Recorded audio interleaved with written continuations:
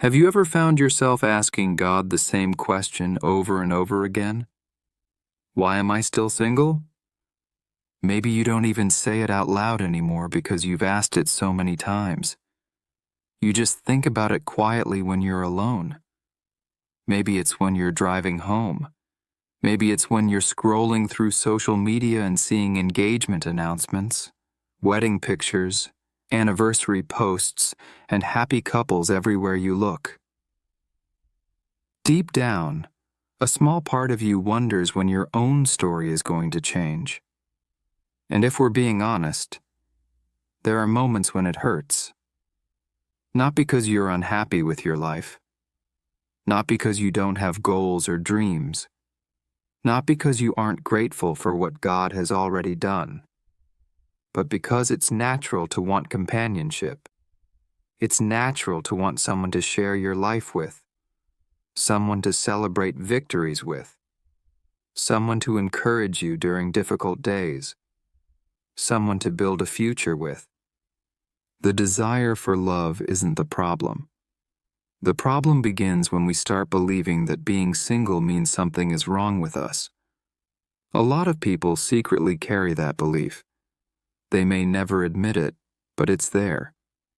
They start wondering if they're not attractive enough. Maybe they're not interesting enough. Maybe they're too old. Maybe they've missed their opportunity. Maybe everyone else is moving forward while they're somehow being left behind. But what if your singleness isn't evidence that something is wrong? What if it's simply a season with a purpose? One thing I've noticed is that people often look at singleness as a waiting room. They see it as the part of life that happens before the real story begins. They treat it like an inconvenience, something to survive, something to get through as quickly as possible. But what if this season isn't a waiting room at all? What if it's a classroom? Because classrooms are where growth happens. They're where lessons are learned. They're where preparation takes place. And sometimes the lessons we learn while we're single become the very things that strengthen our future relationships. Think about it for a moment. How much have you changed over the last few years? You probably handle situations differently than you used to. You probably see relationships differently than you used to. You probably recognize red flags now that you once ignored. You probably understand yourself in ways you didn't before. That growth didn't happen by accident. Life has been teaching you. God has been shaping you. And while you may be focused on what hasn't arrived yet, He may be focused on who you're becoming. Because here's something many people don't realize. The person you're becoming is often more important than the person you're waiting for. Everyone talks about finding the right person. Far fewer people talk about becoming the right person. We spend so much energy asking, "Who will I marry?" that we forget to ask, "Who am I becoming before that person arrives?" Are you emotionally healthy? Can you communicate well? Can you handle conflict without running away? Can you forgive? Can you set healthy boundaries? Can you recognize when something isn't good for you? Those qualities don't suddenly appear the day a relationship begins. They are developed long before that. And sometimes God allows a season of singleness because there are things He wants to strengthen within you first. Another reason singleness can be valuable is because it reveals where we're looking for fulfillment. Many people believe a relationship will fix feelings they've been carrying for years. They believe love will remove insecurity. They believe attention will eliminate loneliness. They believe finding the right person will finally make them feel complete. But no human being can carry that responsibility. That's too much pressure for any relationship. Because if you don't feel secure alone, a relationship won't magically create security. If you don't know your worth, Another person's affection won't permanently convince you. If you don't have peace within yourself, another person's presence won't create lasting peace. Those things have to be developed from the inside out. And that's one of the reasons this season matters. It's giving you an opportunity to build a life that isn't dependent on someone else's approval. To learn who you are. To discover what matters to you. To develop confidence that isn't based on whether someone texts you back or chooses you. And trust me, that's a gift. Because people who know their worth make different decisions. They don't chase people who don't want them. They don't settle for less than they deserve. There's another reason God may have kept you single that people don't often think about. Protection. Now, I know protection doesn't always feel good. Most of the time it feels frustrating. It feels like closed doors. It feels like disappointment. It feels like watching opportunities disappear. But think about your own life for a moment. Can you remember something you desperately wanted years ago that you're now grateful didn't happen? Most people can. At one point you were convinced it was the right opportunity, the right relationship, the right direction. You couldn't understand why it wasn't working out. Then time passed. You gained perspective.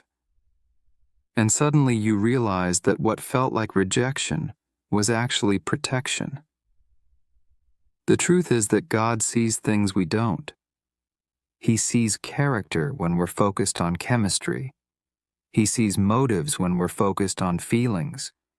He sees outcomes when we're focused on the present moment.